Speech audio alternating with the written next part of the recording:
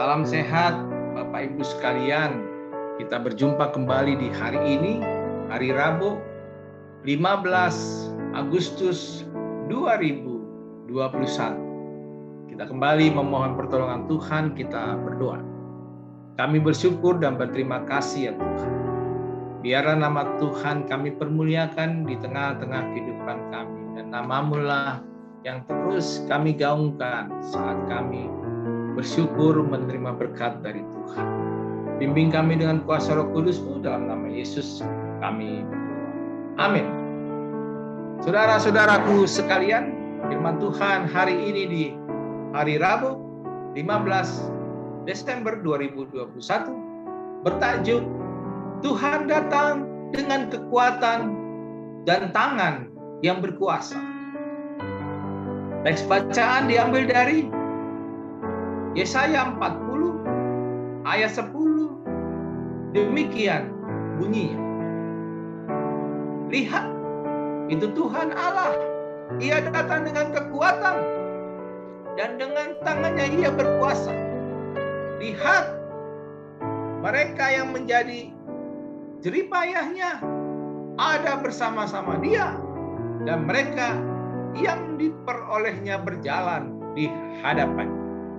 Saudara-saudaraku sekalian, nas firman Tuhan hari ini adalah berita kelepasan di mana umat Yehuda selama 17 tahun jadi hamba Raja Nebukadnezar di Babel. Akan tetapi setelah Raja Kores dari Persia menguasai Babel, ia mengizinkan umat Yehuda kembali ke Yerusalem di bawah pimpinan Zerubabel dan Esra. Bahkan diizinkan membangun kembali bait suci yang telah hancur.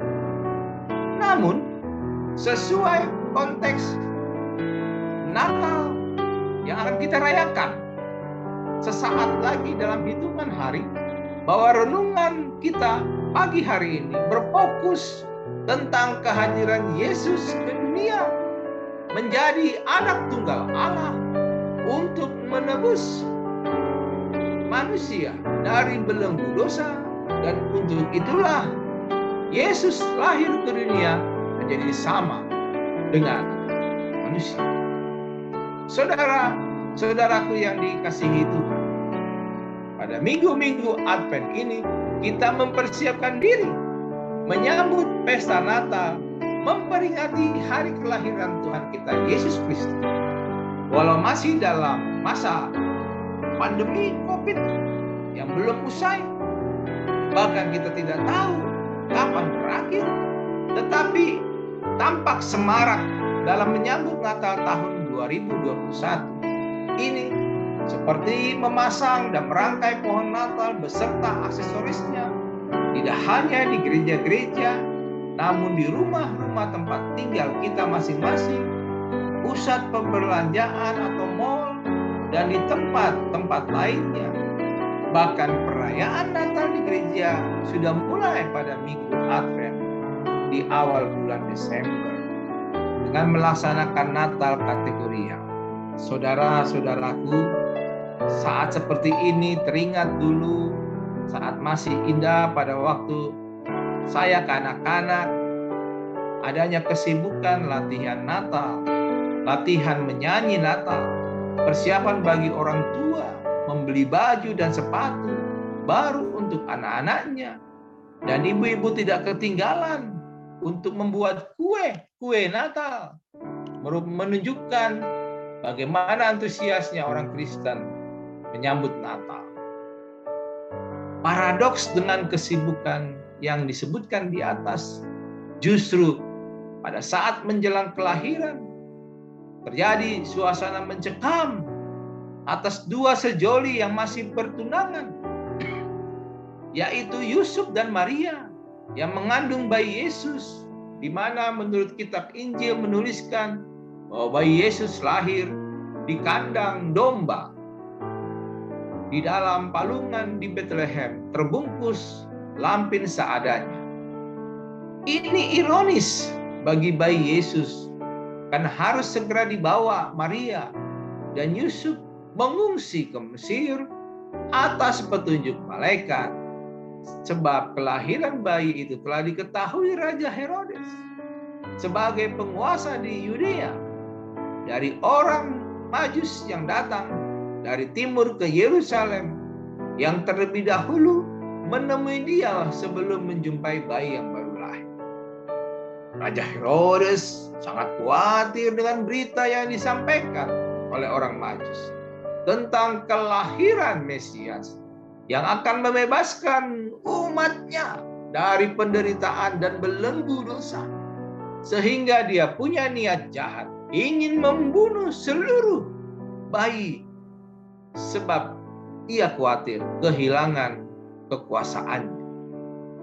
Saudara-saudaraku, kelahiran bayi Yesus kontras dengan kelahiran bayi pada masa kini, di mana keluarga yang menantikan seorang bayi dengan mempersiapkan dengan teliti, menyiapkan perlengkapan bayi, memilih rumah sakit atau klinik tempat lahirnya bayi, serta menunjuk dokter atau bidan yang menolong persalinan, menggambarkan suatu gambaran bagaimana sukacita menyambut kelahiran seorang bayi.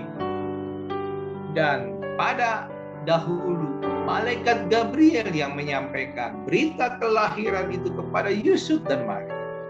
Awalnya mereka khawatir, tetapi akhirnya pasrah, berserah sesuai kehendak Tuhan, dan hanya menyimpan berita itu dalam hati mereka.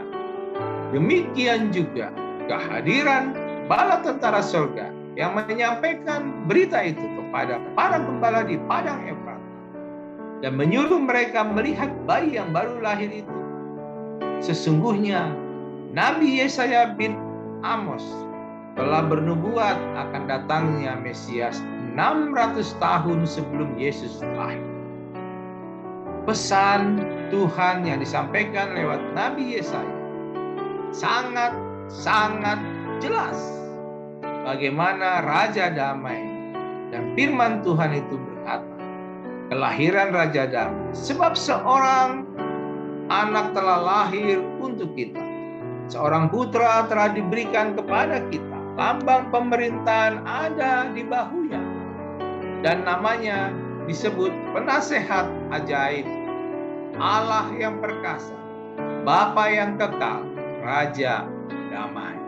Tertulis di Yesaya 9 ayat 6. Hal kedatangan Immanuel juga telah disampaikan Nabi Yesaya kepada Raja Ahaz, dan firman Tuhan berkata, sebab itu Tuhan sendirilah yang akan memberi kepadamu sebagai pertanda, sesungguhnya seorang perempuan muda mengandung dan akan melahirkan seorang anak laki-laki, dan ia akan menamainya dia Immanuel. Tertulis di Yesaya 7 ayat 14. Saudara-saudaraku, nubuatan itu tergenapi dengan lahirnya Yesus dari perawan Bunda Maria yang bertunangan dengan Yusuf, dan oleh kuat kuasa Roh Kudus mewujudkan rencana Allah itu, sebab bagi Allah tidak ada yang mustahil. Lukas 1 ayat 3. Selanjutnya peristiwa kelahiran Yesus dalam perjalanan waktu berlanjut sesuai dengan rencana Allah, dengan misi kedatangannya ke dunia untuk memberitakan Injil kerajaan dan keselamatan, dan untuk menyelamatkan manusia yang bergelimang dosa lewat penebusannya sebagai korban darah anak domba Allah. Saudara-saudaraku sekalian, disinilah kita melihat bagaimana cerita kelahiran Yesus itu sendiri. Dan sesungguhnya firman Tuhan menuturkan dalam Yohanes 3 ayat 16, karena begitu besar kasih Allah akan dunia ini, sehingga ia telah mengaruniakan anaknya yang tunggal, supaya setiap orang yang percaya kepadanya tidak binasa, melainkan beroleh hidup yang kekal. Yohanes 3 ayat 16. Sesungguhnya kelahiran Yesus ke dalam dunia menjadi rangkaian yang utuh, tak terpisahkan dalam pelayanan yang dilakukannya selama hidup di dunia. Bahkan kematiannya di kayu salib, lalu dikubur dan bangkit dari antara orang mati, mengalahkan maut serta naik ke surga, menyediakan tempat bagi orang yang percaya kepadanya. Hingga kelak akan datang kembali ke dunia ini untuk kedua kalinya dengan misi yang berbeda, yaitu melakukan penghakiman kepada seluruh manusia dan lalu membawa orang-orang yang menerima mahkota kemuliaan untuk diam bersamanya di kota Yerusalem. Selamat pagi saudara-saudaraku, Tuhan Yesus memberkati kita. Mari kita berdoa. Kami bersyukur pagi hari ini Tuhan, dan biarlah kehidupan kami boleh Tuhan berkati ketika kami mengingat bagaimana karya keselamatan Tuhan yang sudah terjadi, sudah digenapi, dan kami sekarang menyambut kedatangan-Mu kedua kali untuk kami bersama-sama yang telah menerima percaya kepada-Mu menuju kehidupan. Dalam nama Yesus kami memohon. Amin. Tetap semangat.